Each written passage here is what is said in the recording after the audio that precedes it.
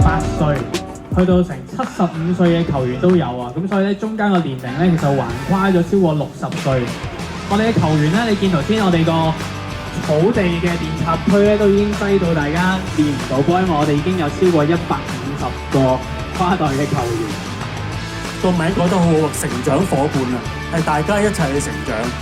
有時睇到佢哋長者老朋友見到小朋友嘅時候咧，佢哋會睇到嗰種自己都覺得自己會活力咗，而小朋友咧睇到長者嘅時候、老朋友嘅時候咧，佢哋都覺得自己聰明咗、智慧咗。李金記家族基金咧，其實一直以嚟咧都係好推動即係家庭同埋即係一個長幼共融嘅關係嘅咁樣。咁我哋好開心，其實同周大福慈善基金一齊合作呢個項目啦。咁其實就係我哋見到嘅就係即係長者其實咧，佢哋有好多嘅豐富經驗，同埋有好多即係好好嘅即係閲歷啊，好多嘅經驗啊咁樣樣。咁其實即係年青人有嘅其實就係創意同埋活力啦。咁我哋見到其實兩者，如果佢哋能夠即係可以係共融一齊嘅時候，其實就會發揮咗好多即係好多嘅跨代嘅力量啦。咁即係呢啲對於我哋嘅即係成個社會嚟講，或者家庭嘅融合嚟講，其實都係好緊要嘅。因為棒球係由一個零嘅開始，到今時今日，由不論年紀，不論小朋友就好，大家好似我咁嘅年紀，都一樣喺度玩緊呢個香港棒球，我覺得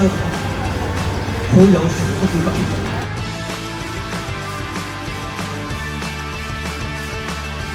我覺得好有意義嘅呢個活動咧，即係可以跨代咁樣一齊去打棒球啦。唔好講淨係打棒球啦，就跨代一齊去完成唔同嘅事，呢一個已經係長幼共融嘅感覺，呢個已經係好難得嘅一個活動嚟嘅。因為其實長者可能我唔知道你哋嘅長者係一啲咩嘅背景啦，但好多時長者係都想會得到一啲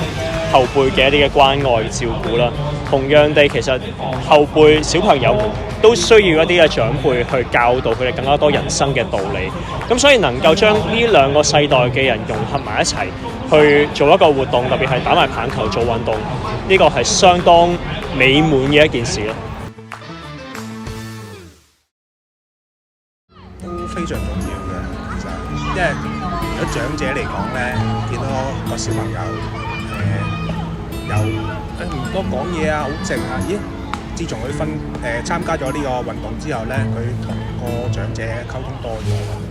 我第一次見佢，佢唔望我，同埋佢唔開口講嘢。但係依家離遠就係晶晶晶晶，佢會望住我，同埋會俾個黑我攬下我，好欣賞佢有進步，講嘢多咗。